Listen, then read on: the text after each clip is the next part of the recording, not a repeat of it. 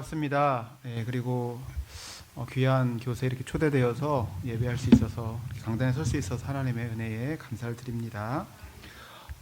저는 조금 이따도 말씀드리겠지만 세종이 고향입니다. 고향인데 돌고 돌아서 다시 고향에 돌아왔습니다. 그래서 고향에 돌아왔더니 고향이 많이 변했더라고요. 그래가지고 참 은혜롭게 개척을 하게 되었는데 참 어느 교회에 가든지 참 감사한 것은 우리가 하나님을 함께 아버지로 섬기며 한 피바다 또 한 같은 성령을 또 모시고 있는 형제 자매이지 않습니까?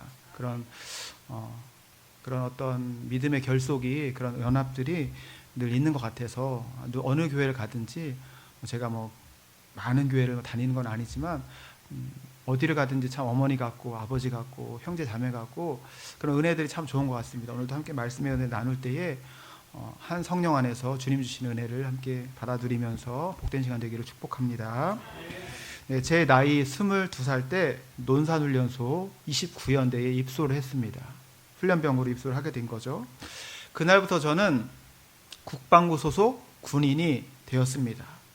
옷차림도 또 머리 모양도 짧게 깎았고 신발부터 속옷부터 겉옷 모든 것들을 다 국방부에서 나눠주는 옷으로 갈아입은 것입니다.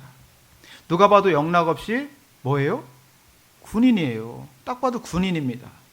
그렇지만 영락 없는 군인이지만 문제는 소속은 군인인데 군인 같은 행동이 안 나와요. 군인같이 말하고 군인같이 생각하고 군인처럼 행동해야 되는데 이게 되어지지 않습니다. 30년 동안 20몇 년 동안 그렇게 살았는데 단번에 그게 변하겠습니까? 그래서 정말 정신없이 얻어맞고 매맞고 벌받고 혼나면서 배웠습니다. 아, 군인답게 행동해야 되는구나.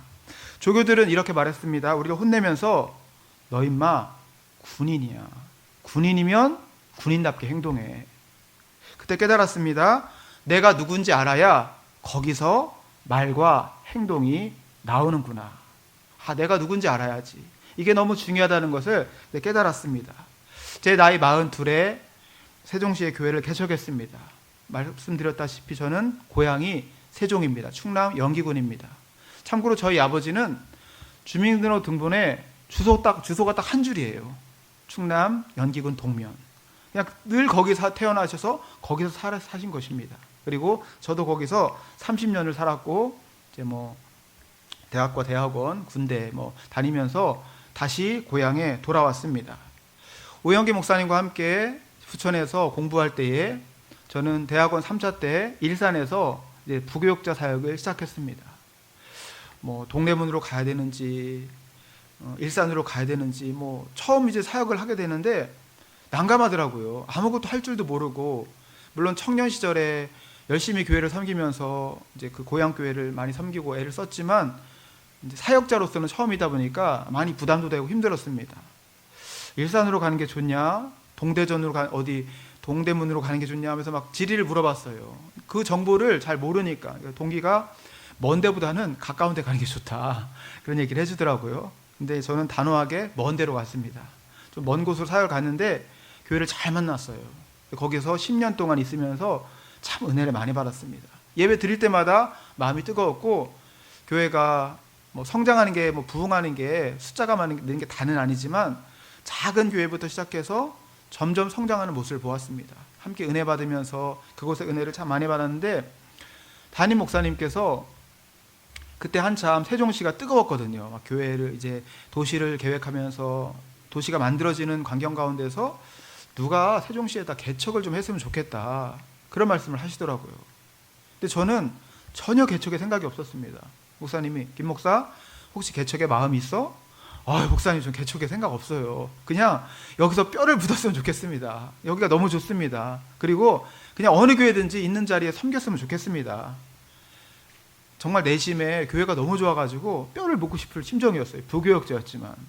하지만 너무 안주하는 건 아닌가 늘 고민이 있었죠. 어쨌든 그러다가 이제 그 교회에서 중국에 파송을 보내주어가지고 중국 선교를 한 2년 정도 있었습니다. 거기서 참 은혜 많이 받았습니다. 너무 재밌었어요. 비록 생활은 궁핍하고 낙후되었고 위생적이지 않고 아이들 교육이라든지 많은 것들이 막 부족하고 열악하지만 은혜가 충만하니까요. 아무런 그런 환경은 문제가 안 되더라고요.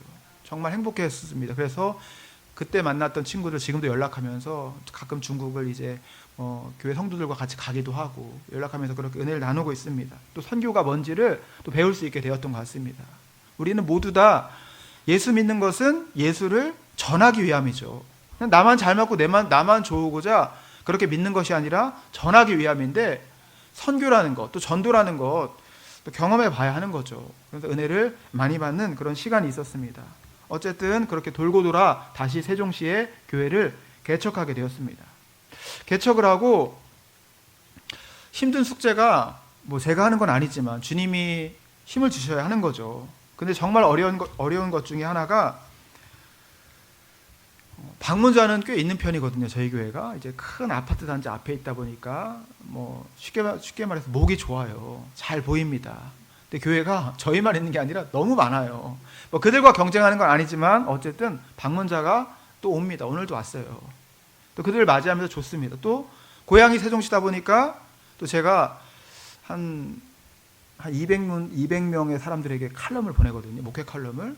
제가 이제 뭐 일기장처럼 교회 이야기, 또 가정의 이야기, 뭐 이런 것들을 이렇게 보내면서 관계를 맺는 거죠. 제가 지나왔던 교회 성도들, 또 함께 만났던 사람들, 또 그분들이 응원해 주시기도 하고 기도해 주시고, 근데 그분들이 많이 소개해 주셨습니다. 그래서 아는 분을 통해 교회 오기도 하고. 근데 문제는 그렇게 교회를 오지만 와서 은혜를 받고 또 예배도 같이 드리고 같이 교제하면서 참 좋아요. 그런데 조용히 그러다가 사라지는 경우가 많더라고요. 말도 안 하고 잠수를 타더라고요. 제가 뭐 붙잡기도 했습니까? 나와달라고 사정을 했습니까? 근데 그렇게 조용히 은혜 받고 좋아하다가 조용히 사라지고, 참 내 교회 성도 만드는 게 정말 어렵구나. 여러분의 교회가 공북 성결교회죠? 맞죠? 그럼 내 교회가 있다는 거, 우리 교회는 공북 교회야 라는 마음을 분명하게 먹으면요, 교회를 사랑하게 돼요. 교회 헌신하게 됩니다. 교회가 좋으니까 성도들도 너무 좋고 신앙이 탄력을 받는 겁니다. 너무 좋은 거예요. 그런데 아시는지 모르겠지만 도시에 있는 많은 성도들은요, 그러기가 쉽지 않아요. 여기가 내 교회입니다 라는 마음을 정하는 게 참 어렵습니다. 그래서 조금 있다가 뭔가 안 맞으면 쉽게 또 다른 교회 가고, 여기도 맛보다가 여기가 아닌가 보다. 사실 교회를 정하는 것은 결혼하는 것만큼 중요한 겁니다. 세상에 여자가 많잖아요. 근데 다 내 여자는 아니잖아요. 그죠? 내가 결혼한 그 배우자, 그를 평생 사랑하면서 그와 마음을 맞추어가면서 살아가는 것인데, 마치 교회를 내가 선택하는 것처럼. 사실 교회는 내가 선택하는 것이 아니거든요. 주님이 보내시는 곳으로 가는 거예요. 가서 거기를 사랑하고 그 교회를 내 교회처럼 품고 하나님의 영광으로 잘 세워가는 것인데, 많은 분들이 내가 좋아하는 교회를 찾습니다. 하다가 맞지 않으면 또 옮기고 또 옮기고. 나무를 자꾸 옮겨 심으면 잘 자랄까요? 농사 지으시는 분, 뭐 나무 심어보신 분 많이 계시겠지만 자꾸 옮겨 심으면 잘 자라지 않습니다. 한 곳에 뿌리를 잘 내릴 수 있도록. 그러므로 내가 보기에 좋은 교회가 아니라 주님이 나를 보내시는 곳으로 가야 하는 겁니다. 그게 주인의 마음이 아니라 종의 마음으로 사는 겁니다. 우리는 주님이 보내신 종이니까요. 목회자만 종이 아니에요. 우리 모두 다 주님의 종입니다. 우리는 종의 마음으로 인생을 살아가는 겁니다. 여러분, 공북 성결교회가 여러분의 교회 되기를 축복합니다. 교회를 더욱 사랑하고요, 목사님 위해 기도하고 교회를 함께 그 마음을 모을 때에 하나님께서 부흥도 허락하시고 가정도 평안하게 하시고 인생을 회복시키시고 치유하실 줄 믿습니다. 대한민국 국민은 대한민국 국민으로서 인생을 살아가야 합니다. 결혼했으면 결혼한 사람답게, 마찬가지로 내가 누구인가, 나의 정체성을 아는 것이 너무 중요합니다. 그래야만 거기서 말과 행동이 나오는 겁니다. 자, 오늘 본문을 보게 되면 사도 바울이 디모데를 향해서 부릅니다. 뭐라고 부릅니까? 디모데를 뭐라고 불러요? 11절에 나오네요. 11절에 오직 너 하나님의 사람아. 한번 불러볼까요? 너 하나님의 사람아. 우리 옆 사람과 인사 한번 해보겠습니다. 하나님의 사람. 하나님의 사람이시죠? 하나님의 사람입니다. 네, 맞습니다. 우리는 하나님의 사람입니다. 네, 여러분, 이 표현은 성경에 몇 번 등장하는데 대단히 드물게 나오는 귀한 표현입니다. 구약에 보면 모세에게 또 엘리야에게 사무엘에게 이렇게 하나님의 사람아라는 그런 칭호가 쓰여졌습니다.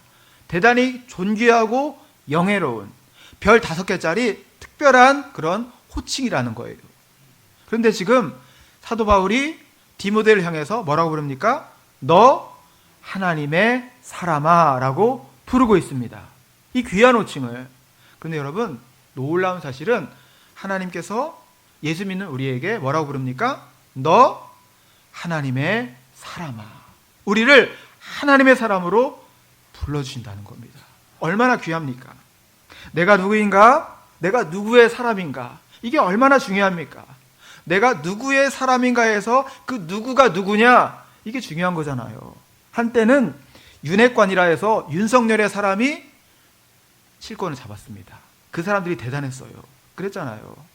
정말 정치적인 이야기를 하는 것이 아니라 지금은 이재명의 사람이 대단한 그런 권세를 떨치는 그런 세상이 되었던 겁니다. 누구의 사람이냐? 정치 권력은 하지만 시간이 가면 꽃이 시드는 것처럼, 나무가 시드는 것처럼 시들어 없어집니다. 하지만 하나님은 영원하신 분입니다. 그 영원하신 하나님의 자녀로 살아간다는 것, 하나님의 사람으로 살아간다는 것이 얼마나 귀한 것입니까? 먼저는 우리 자신의 정체성을 아는 것이 그래서 중요한 것입니다. 이것이 분명하면요, 죄를 함부로 못 지어요.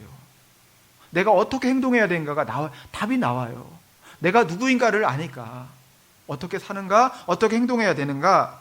자, 내가 누구인가를 아는 정체성을 알면 그 다음 해야 할 일이 나옵니다. 우리 12절 말씀 성경을 보시고 다시 한번 봉독해 보겠습니다. 12절 시작. 믿음의 선한 싸움을 싸우라. 많은 증인 앞에서 선한 증언을 하였도다. 즉 내가 누구인가를 알면 믿음의 선한 싸움을 싸우라 라고 말합니다. 여러분, 신앙은 놀이나 여가가 아닙니다. 하고 싶은 사람만 하세요, 이거 아니잖아요. 그죠? 하고 싶은 사람만 하는 것이 아니라 세상의 모든 사람은 예수를 믿어야 하는 겁니다. 주님을 알아야 하는 거죠. 불신자들이 이해하는 것처럼 우리의 신앙은 종교활동이 아닙니다. 우리는 목숨 걸고 신앙하는 게 맞는 거예요. 과격한 표현 같지만 생명이 달린 문제니까 목숨을 걸어야 하는 겁니다. 믿음의 선배들도 그렇게 신앙했습니다. 그리고 그 목숨은 단지 짧은 이 세상에서의 목숨이 아니라 영원, 꿈꾸지 못하고 상상할 수도 없는 영원한 생명을 하나님 우리에게 허락해 주셨습니다. 여러분, 생각해 보십시오. 목숨이 걸렸는데 믿는 둥 마는 둥 대충 할 수 있을까요? 목숨 걸렸는데 전부를 거는 것은요, 광신자가 아니에요. 이건 너무나 지극히 당연한 것입니다. 영원한 생명이니까 치열한 영적 싸움이 지금 벌어지고 있습니다. 즉 하나님의 사람으로 사느냐, 아니면 내가 나의 주인 되어서 내 마음대로 살아가느냐. 우리는 늘 이 싸움을 하고 있는 거예요. 여러분, 하나님의 사람이십니까? 그렇다면 하나님의 뜻대로, 하나님 말씀대로 그 음성 받으며 주님의 뜻대로 살아가는 여러분 되기를 축복합니다. 제가 하나님의 사람에게 주님 말씀합니다. 피할 것은 피하고 취할 것은 취해라 라고 말씀하는 거예요. 자, 그럼 먼저 피할 것이 뭔가, 뭘 피하고 뭘 멀리해야 되는가. 자, 우리 10절 말씀을 같이 봉독해 봅니다. 6장 10절 말씀 시작. 돈을 사랑함이 일만하게 뿌리가 되나니 이것을 탐내는 자들은 미혹을 받아 믿음에서 떠나 많은 그심으로써 자기를 찔렀도다. 자, 뭘 피하라고 해요? 돈을 피하래요. 여러분, 돈을 피하고 싶습니까? 아니면 피하고 싶지 않으십니까? 솔직히 돈이 막 오는데 피합니까? 누가 피합니까? 어서 오십시오, 어서 오세요 하면서 넙죽넙죽 밟잖아요. 오기를 바라는 거 아닙니까? 돈을 왜 피합니까? 자, 돈을 싫어하는 사람은 세상에 없습니다. 돈이 무슨 잘못이에요? 돈이 문제가 아니에요. 돈은 가치 중립적인 겁니다. 잘 쓰면 선하고 좋은 것이고 못 쓰면 나쁜 건데, 많은 사람들이 못 쓰다 보니까 돈이 마치 해로운 것처럼 그렇게 오해하는 경우가 많은 것입니다. 돈을 피하라, 그것이 아니라 돈을 사랑하는 마음을 피하라는 거예요. 돈을 사랑하는 마음을 피하라. 그 돈 때문에 기분이 업됐다가 다운됐다가 막 근심 걱정에 사무쳤다가 날아갈 것처럼 좋았다가, 여러분 그렇지 않습니까? 돈이 얼마나 무서워요. 제가 예전에 그 고향교회에서 청년 때에 사역을 열심히 했습니다. 뭐 사역이라 할 것도 없이 봉사죠. 뭐 성가대, 주일학교, 그리고 교회 신문을 만들었거든요. 교회 신문 편집하는 일, 그리고 교회 차량 운행, 뭐 진짜 열심히 했어요. 안 하는 거 없이 굉장히 봉사 열심히 했습니다. 그때에 그 목사님과 당회에 좀 무슨 문제가 있어가지고 소통이 잘 안 됐었어요. 그래서 교회가 좀 약간 시끄러웠던 적이 있었거든요. 제가 청년을 대표해가지고 막 열심히 청년들을 데리고서 막 열심히 일하고 했었는데, 한 6개월 정도 지나가지고 어느 날 장로님이 저를 조용히 부르시더라고요. 그러면서 교회에서 사례를 주고 싶다는 거예요. 저는 그냥 청년 봉사한 거거든요. 근데 제가 그때 아마 그때 신학생이었던 것 같아요. 아직 사역은 하지 않고 고향교회에서 봉사하면서 그냥 있었던 거죠, 아직. 근데 어느 날 당회에서 이제 결정을 내렸는데 집행을 못했다고 하면서 한 6개월치 이제 사례비를 책정했다고 하면서 주시는 거예요. 두둑한. 제가 그걸 딱 품에 넣고요. 어땠을까요? 기분이 가슴이 막 뛰어요. 예배를 드리는데 신경 쓰여가지고 예배를 못 드리겠어요. 여기다 품에는 그 돈주머니가 생각나가지고 잘 있나? 신경 쓰여가지고 예배를 못 드리겠어요. 가슴이 막 뛰고요. 집에 갈 때 어떻게 막 날아가는 것 같고, 한 200만 원이었나, 200 몇만 원이었던 것 같아요. 주셨는데 어쨌든 신학생이다 보니까 교회에서 수고한다, 사역한다 하면서 돈이 그렇더라고요. 와. 근데 돈의 그 위력을 제가 잠시 느꼈던 그런 기억이 있습니다. 뭐 지금 생각하면 얼마 아니다 생각할 수 있겠지만 돈이 그래요. 자, 돈을 사랑하는 것이 아니라 돈을 사랑하는 마음을 피하라는 겁니다. 과거에 비해서 이 돈의 힘이 참 엄청나졌습니다. 돈을 가진 것이 성공이라고 말해요. 돈 있는 사람들은 잘 사는 사람이라고 말합니다. 성공과 실패, 많은 것들을 돈으로 가늠하는 그런 무서운 시대입니다. 청년들에게 너 1년 동안 감옥 가면 1억 준다라고 하면요, 저도 갈래요 한대요, 사람들이. 학생들이 그런다는 거예요. 설문조사 해보니까 대부분의 학생들이 돈 1억 주면, 돈 몇 억 주면 감옥 간다는 거예요. 그러니까 무서운 범죄도 서슴지 않고 그렇게 벌이는 것입니다. 돈이 힘이요, 돈이 신이요, 돈이 능력이며 잘 사는 것의 기준이 된 그런 세대, 그런 이상한 세대입니다. 여러분, 물질에 대한 잘못된 가치관을 바로잡지 않으면요, 신앙생활 할 수 없어요. 돈이 주인 되면 열심히 하는 것, 하나님의 뜻대로 살기 위함이 아니라 내가 내 목표를 정해놓고 하나님의 힘을 빌어서 잘 되고 싶어하는 마음이면요, 그건 주님이 원하시는 삶이 아닌 것입니다. 주님의 종이 아니라 주님을 종으로 부리는 삶이 되는 거예요. 무서운 것입니다. 주님 말씀합니다. 피할 것을 피하고 취할 것을 취하라. 돈을 사랑하는 마음을 피하라. 자기밖에 모르는 마음을 피하라는 겁니다. 자기중심적인 마음, 내가 먼저인 그 이기적인 마음들 우리가 다 갖고 있지 않습니까? 그 마음을 피하라는 거예요. 버리라는 것입니다. 주님의 뜻 가운데서 십자가에 내려놓는 것입니다. 바람에 날아갈까 봐 원고가 참 조심스럽습니다. 홀랑 날아가면. 예전에 한번 한 새벽 4시 정도였는데요, 전화가 왔습니다. 새벽에 울리는 전화니까 얼마나 좀 무서워요. 겁나잖아요. 새벽 4시간에 전화가 왔는데 자다가 깜짝 놀랐습니다. 그런데 딱 받으니까 다짜고짜 신경질을 부리는 거예요. 빨리 차 좀 빼주세요. 여기다 차 대면 어떡합니까? 라면서 막 신경질을 부리면서 차를 빼달라는 거예요. 그리고 전화를 딱 끊었습니다. 그래서 제가 아내한테 아내를 깨워가지고, 저희가 그때 차를 한 대를 가지고 차를 2명이 쓰다 보니까 또 주차하는 곳이 한 3군데 있었거든요. 지하 1층, 지하 2층, 또 지상. 차를 어디다 댔는지 물어봤어요. 그러니까 지상에 차 잘 됐다는 거예요. 문제 없다는 거예요. 다시 전화를 드렸죠. 전화 거니까 또 막 신경질을 부리더니 지금 새벽 예배 가야 되는데 늦는다는 거예요. 빨리 차 빼달라는 거예요. 자기 말만 하고 또 전화를 뚝 끊었습니다. 할 수 없이 옷을 주섬주섬 차려입고서 주차장으로 내려갔습니다. 내려갔더니 차가 멀쩡하게 주차 잘 돼 있어요. 그 사람도 안 보여요. 이게 무슨 일이야 하며 다시 전화를 걸었죠. 그랬더니 황당한 소리입니다. 거기 무슨 인천의 빌라 아닙니까? 잘못 걸려온 전화였어요. 잘못 걸려온 전화였던 거예요. 사건은 그렇게 일단락 되었습니다. 그런데 마음에 찜찜한 마음이 계속 있는 것이었습니다. 왜요? 그 짜증 섞인 목소리로 했던 그 말, 나 새벽 예배에 가야 되는데, 믿는 사람이었던 거예요. 그 말이 마음에 남아서 기분이 별로 안 좋았습니다. 차라리 그 말이나 하지 말지. 여러분, 새벽 예배 열심히 가는데 자기밖에 모른다, 남에게 상처 준다, 내 마음대로 살아간다. 예수 믿는 사람 맞습니까? 새벽 예배 왜 가는 겁니까? 하나님의 사람으로 변화되고자 받는 거 아니에요? 하나님의 사람으로 하나님의 사람처럼 말하고 생각하고 행동하는 사람, 우리 그렇게 변화되고자 예수 믿는 거 아닙니까?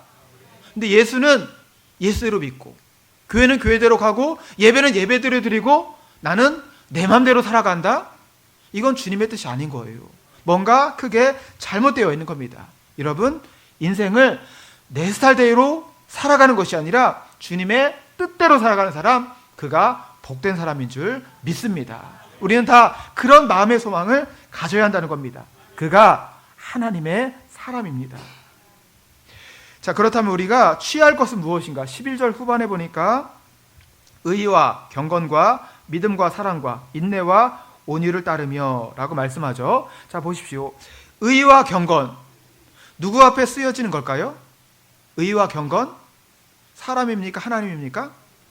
하나님 앞에 드려지는 거예요. 의와 경건. 우리는 의와 경건으로, 물론 거룩할 수 없어요. 하지만 주님은 내가 거룩한 것처럼 너희도 거룩하라, 우리를 경건하라, 거룩하라 말씀합니다. 이건 명령입니다.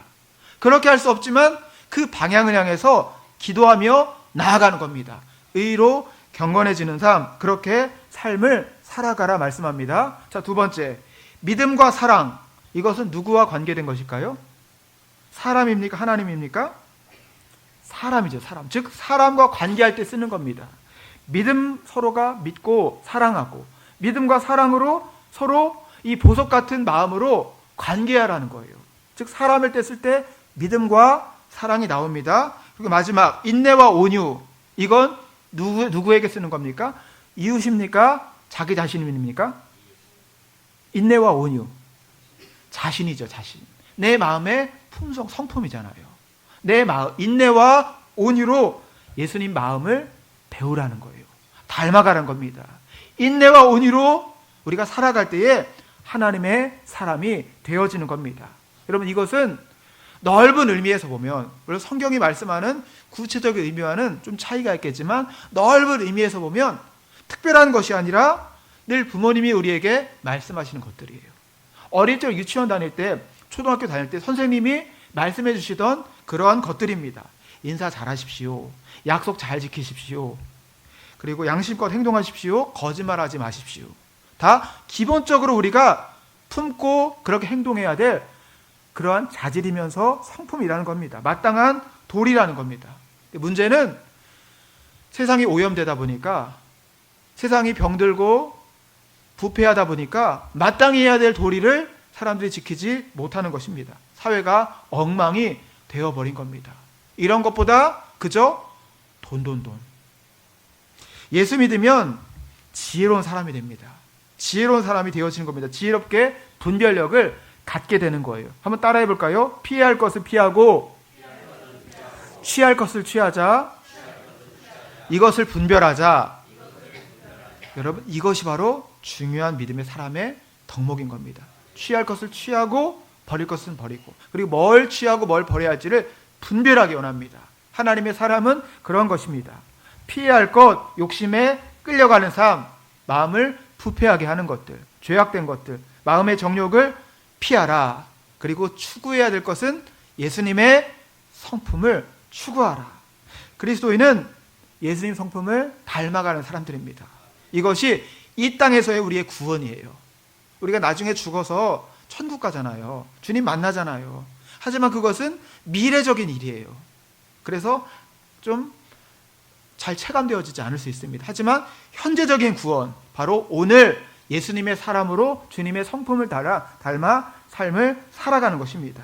이것이 분명하면 가정이 천국이 되어집니다. 교회가 천국이 되어집니다. 일터가 천국이 되어지는 겁니다. 그렇게 천국을 만들고 싶다면 우리는 예수님의 성품을 닮아가야 합니다. 예수님의 성품을 품어야 하는 것입니다. 그것이 우리를 부르신 주님의 뜻이기 때문에 그냥 그 자리에 머물러 있는 것이 아니라, 부르신 그 상태 그대로 머물러 있는 것이 아니라, 부르셨으니 이제 예수님의 사람으로 변화되어져 가라. 이것이 바로 하나님 우리에게 주시는 명령이라는 겁니다. 예수님의 생애를 살펴보자면 참 놀라운 일들을 많이 행하셨죠. 시선을 사로잡는 그러한 엄청나게 황홀한 기적도 일으키셨고, 정콕을 찌르는 엄청난 교훈도 말씀하셨습니다. 해박한 지식으로 많은 사람들을 놀라게 하셨습니다. 그런데 더욱더 사람들의 마음을 확 사로잡은 것은 바로 예수님의 성품이셨어요. 그 성품으로 주님은 사람들의 마음을 녹이셨던 것입니다. 사랑하기 힘든 사람들조차도 사랑하시는 주님의 모습. 그래서 심지어는 십자가에 매달리면서조차도 그 병사들을 위해서, 그 죄인들을 위해서 기도하시는 예수님의 마음, 모든 사람을 다 품어주신 예수님의 성품이 많은 사람을 변화시켰고 새롭게 하셨다는 것입니다. 그들의 마음을 녹였다는 것이죠. 그래서 예수님의 별명 중에 하나가 세리와 죄인의 친구로다. 사람들이 무시하고 멀리하고 약하고 소외된 사람들, 그들의 친구셨던 예수님의 모습. 또한 자신을 죽이고자 달려드는 백성들, 그 병사들 향해서 저들은 저들의 죄를 알지 못합니다. 주님, 저들을 용서하여 주옵소서 라면서 그들을 위해서 기도하셨습니다. 여러분, 예수를 믿는다? 이것은 천국 백성으로 살아가는 것입니다. 하나님의 백성이 되는 것입니다. 주님의 자녀로 살아가는 것, 이것이 얼마나 귀한 은혜입니까? 저는 학교 다닐 때 공부를 그렇게 잘한 것도 아니에요. 그리고 중학교, 고등학교 때, 그때는 한참 싸움 잘하는 게, 그때는 또 공부를 잘하든가 싸움을 잘하든가 그게 최고였거든요. 싸움도 그렇다고 제가 되게 왜소했어요. 지금은 그래도 키가 조금 컸지만 어렸을 때 너무 키가 작아가지고요. 제가 중학교 때 키가 130이었으니까 너무 작았습니다. 늘 어머니가 걱정하셨어요. 키도 엄청 작았고 왜소했고 팔굽혀펴기 한 번을 못했으니까 그렇게 약했습니다. 그런데 지금도 이제 저희 절기가 되면 그 주변에 있는 친구들을 제가 초대하거든요. 중학교 동기들, 고등학교 동기들이 이제 근처에 사는 친구들을 초대해가지고 같이 식사하자 해서 이제 교회에서 그날만큼 좀 더 이제 준비하잖아요. 식사 애찬을. 그래서 같이 식사 나누고, 또 그 친구들이 제가 이제 세종에 개척했다고 하니까 친구 개업했다고 축하해주러 오더라고요. 그래가지고 이제 절기 때마다 작은 미니 동창회를 합니다. 친구들이 와가지고 또 양심은 있어가지고 또 헌금도 해요. 자기 친구들이 헌금인지 아니면 어쨌든 친구 도와주는 몫인지, 아직 예수 잘 모르는 친구들인데 예수님 전해야 되죠. 근데 그 친구들이 와서 이렇게 도와주기도 합니다. 그런데 어쨌든 함께 하면서 제가 자신 있어 하는 것은요, 난 정말 행복한 목사다. 이것을 분명하게 제가 마음에 갖고 있습니다. 교회를 볼 때에도, 또 가정을 볼 때에도, 또 몸의 건강을 볼 때에도, 또 주변 사람들과 관계를 볼 때도, 저는 정말 제가 잘나서 그런 것이 아니라, 대단해서 그런 것이 아니라 정말 예수 믿으면서 복을 정말 많이 받았습니다. 정말 복을 받았습니다. 아까도 그런 말씀 드렸다시피 공복교회를 사랑하면 하나님이 여러분에게 복을 주세요. 제가 정말 잘했던 것 중에 하나가, 저는 교회가 정말 사랑스러웠거든요. 30년 동안 섬겼던 내판교회도 그랬고, 일산에서 부목사로 있을 때도 그랬고, 또 선교지에서 있을 때도 그랬고, 제가 있던 그곳을 정말 사랑했습니다. 너무 좋아서 늘 뼈를 묻고 싶었어요. 정말 그곳에서 정말 함께 많은 사람들과 행복하게 함께 신앙하면서, 그렇게 교회를 마치 집처럼 늘 드나들면서 예루살렘을 사랑하는 자는 복이 있도다라는 시편의 말씀처럼 하나님이 복을 많이 주셨습니다. 우리가 하나님의 사람으로 살아가면 하나님은 그 복을 책임지십니다. 우리에게 은혜의 삶을 허락해 주시는 것입니다. 태중에 있는 아이가 280일 동안 그 태아가 어머니 뱃속에서 나와서 이제 본격적인 인생을 살아가는 겁니다. 태중에 있는 시간은 이제 이 땅을 살아갈 길어야 100년 그 시간을 준비하는 시간이에요. 즉 어머니 태중에서 어떻게 그 시간을 보냈느냐가 인생을 살아가는 것을 좌우하는 것입니다. 마찬가지로 지금 우리가 어떻게 살아가느냐, 어떻게 믿음 생활하느냐, 어떻게 관계하며 사랑하느냐, 하나님께 영광을 돌리느냐가 영원한 시간을 준비하는 것입니다. 그걸 담보하는 거예요. 보장한다는 것입니다. 즉 그러므로 우리는 오늘 예수님의 성품을 닮아서 인생을 살아가는 겁니다. 내가 섬기고 내가 희생하고 내가 더 위해지면요 누구나 다 좋아해요. 싫어하는 사람 없습니다. 그렇게 왼수 같은 사람도 한번 섬겨보세요. 그러면 마음이 돌아옵니다. 주님께로 돌아오는 거예요. 마음이 열리는 거예요. 제가 이걸 언제 느꼈냐면요, 군대 갔다 와서 그 허준이라는 드라마가 한때 대단히 유행했었잖아요. 여러분 안 보셨습니까? 그래가지고 군대 때는 이제 잘 못 봤는데 제대한 다음에 제가 이제 다운받아가지고 신학교를 준비하면서 이틀에 2개씩 이렇게 좀 조절해가지고 드라마를 봤어요. 근데 그 드라마 보면서 여러분들 보신 분 아시겠지만 그 허준이 스승 유이태의 그 정신을 지키기 위해서 모진 고난과 어떤 손해와 많은 아픔들을 막 감수하면서 그 정신을 지키려고 하잖아요. 막 희생하잖아요. 어려운 일도 막 마다하지 않고 그 스승의 정신을 지키는 것이 그 안에 그 비전이 있으니까 막 고생을 하면서 막 욕을 먹으면서도 그 뜻대로 살려가려고 막 무릎으로 계단을 오르고 막 그런 장면이 있어요. 제가 그 장면 보면서 하나님의 사람이라면 저래야 하지 않을까. 그리고 결국 그 사랑과 그 마음들이 많은 사람을 녹여내더라고요. 그걸 보면서 제가 예수님의 제자로서 그렇게 삶을 살아야겠다면서 처음으로 제가 드라마를 보면서 눈물을 흘렸습니다. 제가 좀 잘 안 울어요. 그때 정말 드라마 보면서 눈물을 펑펑 흘렸습니다. 주님의 사람이면 저렇게 살아가야지. 선으로 악을 이겨야지. 주님의 뜻을 따라가야지. 고생스러워도. 신학교를 준비하면서 한참 뜨거웠거든요. 그 마음에 이 드라마랑 이게 맞았던 것 같습니다. 그래서 참 울었던 그런 기억이 있습니다. 주님의 성품을 닮아가는 것, 이것이 얼마나 중요한 것인가. 앤리 스탠리라는 분이 지은 성품은 말보다 더 크게 말한다. 성품은 말보다 더 크게 말한다라는 책을 보면요, 성품은 우리 삶에 벌어지는 다양한 상황들, 벌어지는 다양한 상황에 영향을 미치는 겁니다. 합격이나 성공같이 뛸 듯이 기쁜 그런 상황도 영향을 미치지만 실패와 좌절, 부당한 대우, 억울함, 짜증나는 상황, 문제가 꽉 막혀있는 꼬여버린 상황에서도 성품이 영향을 미치는 겁니다. 즉 성품이 그 모든 사건, 그 모든 현실에 반응하게 하는 열쇠가 되는 겁니다. 성품은 보이지 않은 내면의 각본이 되는 겁니다. 상황에 대해서 내가 어떤 결정을 하느냐, 성품이 결정한다는 거예요. 살면서 지식과 재능, 외모 이런 것들이 중요합니까? 안 중요합니까? 많이 중요합니까? 조금 중요합니까? 많이 중요하죠. 그래서 기를 쓰고 더 갖자고 애를 쓰잖아요. 얼마나 중요합니까? 그런데 여러분, 성품은 그 모든 것, 지식, 재능, 외모, 재산, 이 모든 걸 합친 것보다 성품이 더 중요하다는 거예요.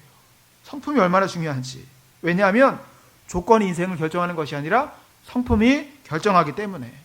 이런 외모가 잘생기면요, 더 많은 재산을 가지고 있으면 결혼하는데 유리할까요? 불리할까요? 유리하죠. 잘생겼으니까, 돈 많이 가졌으니까 유리하잖아요. 선택의 폭이 넓어지는 거 아닐까요? 세상적으로 말할 때에 우리는 주님이 정해주신 분을 찾고 있지만 어쨌든 이런 것들이, 이런 조건들이요 더 유리하게 해줍니다. 하지만 이런 걸 가지고 재산이 많아서, 얼굴이 잘생겨서, 능력이 뛰어나서 어떤 원하는 대상과 결혼할 수 있지만 그 결혼 생활을 유지시켜주는 것은 이런 조건들이 하는 게 아니에요. 결국 뭐가 결정하는 겁니까? 성품이 결혼 생활을 유지시켜주는 거예요. 그렇지 않습니까? 그렇게 결혼했지만 성품이 뒷받침되지 않으니까 어려운 일들이 발생하는 거죠. 결혼해서 아이 낳으면 법적으로 엄마와 아빠가 됩니다. 그런데 부모에게 아이를 양육할 만한 성품이 없어요. 그렇다면 아이도 불행해지고 부모도 불행해지는 겁니다. 아이를 키울 만한 부모다운 자질과 성품이 있어야 하는데 내 마음대로 하다 보면 문제가 심각해지는 겁니다. 학교에 들어가는 것보다 더 중요한 것은 학교 생활을 유지하게 하는 성품이라는 겁니다. 사람들과 관계하게 하는 성품이 그래서 중요하다는 겁니다. 즉 성품은 모든 것의 기본이며 핵심 가치가 되는 것입니다. 어떤 할머니가 리어커를 끌고서 골목길을 다니면서 이제 폐지를 줍고 있었습니다. 리어커를 가지고서 폐지를 줍고 이걸 가지고 또 팔아가지고 생활비를 보태고 이렇게 손자 손녀들 용돈도 주고 이렇게 생활하면서 보태고 있었습니다. 그런데 좁은 골목길에 받쳐놓은 외제차를 그만 긁어버린 거예요. 할머니가 얼마나 놀랐겠습니까? 막 깜짝 놀라가지고 좁은 길에 차가 주차되어 있는 것을 실수로 긁어버린 겁니다. 그래서 막 놀라고 있으니까 어떤 청년이 차에서 딱 내리더니 할머니 이게 뭐 하시는 겁니까? 할머니 폐지 1년 모아도 이거 수리 못합니다. 할머니 지금 뭐 하시는 겁니까? 하면서 노발대발 하는 것이 아니라 그렇게 한 것이 아니라 할머니 죄송합니다. 제가 좁은 데에 차를 댔죠. 할머니 놀라셨죠? 할머니 괜찮으세요? 저는 괜찮으시니까 그냥 가셔도 괜찮습니다. 라고 이야기했다고 합니다. 무엇의 차일까요? 성품이죠. 성품이 얼마나 중요합니까? 주님께서 우리에게 기대하시는 것은요, 바로 주님의 성품을 닮아가는 겁니다. 이것이 너 하나님의 사람아, 그 말에 합당한 삶인 줄 믿습니다. 하나님의 사람, 예수님의 성품을 닮아가는 겁니다. 바로 예수님 닮은 그 성품으로 주님을 드러내며 세상을 밝히는 자가 되는 것입니다.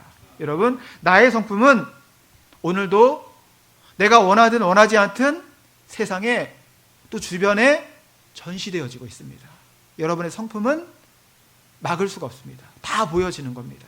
어떠한 모습으로 영향력을 끼치고 있는지, 그렇게 중요한 성품이 예수님을 더 닮아가는 것. 그래서 말씀합니다. 오직 너 하나님의 사람아, 의와 사랑과 경건과 인내와 온유를 취하고 탐심을 버리라, 이기심을 버리라. 주님을 의지하는 주님의 종으로 살아가라. 예수 믿으면 성품이 변화됩니까? 맞습니다. 분명 변화됩니다. 저도 변화되었고요. 지금도 우리 교회 성도들 많은 사람이 변화되면서 간증하며 고백합니다. 주변에 많은 지인들이, 많은 사람들이 예수 믿고 나 이렇게 변했습니다. 또 이렇게 변한 사람 보았습니다. 증인이 수백, 수천, 수억 명에 달합니다. 증인이 얼마나 많습니까? 지난 2000년 동안 이미 임상실험은 끝났습니다. 예수 믿으면 예수님 함께 변화되어지는 겁니다. 지금도 변화되어집니다. 성품의 변화, 이것은 예수 믿는 사람이 누릴 수 있는 놀라운 특권인 것입니다. 얼마나 귀한 은혜입니까? 이걸 사모하는 거예요. 마땅히 우리가 취할 하나님의 은혜예요. 나 예수 믿고 이렇게 변했습니다. 더 변화되기를 갈망합니다. 그렇게 소원하는 겁니다. 말씀을 마무리하며 기도 제목으로 삼기 원하는 것은 내가 누구인가, 나의 정체성을 아는 겁니다. 거기서 말과 행동이 나오는 것이니까요. 하나님의 사람답게 취할 것은 취하고 버릴 것은 버리는 사람, 그렇게 그것을 분별하는 지혜가 있기를 축복합니다. 우리가 추구해야 이 땅에서의 구원, 바로 예수님의 성품을 닮아가는 것입니다. 그 성품을 담고 살아간다면 우리의 가정, 우리의 교회, 우리의 일터와 삶의 모든 것들이 주님 기뻐하시는 천국이 되어질 줄 믿습니다. 그렇게 예수님의 성품으로, 하나님의 사람으로 날마다 승리하는 저와 여러분 되어지기를 예수님의 이름으로 간절히 축원합니다.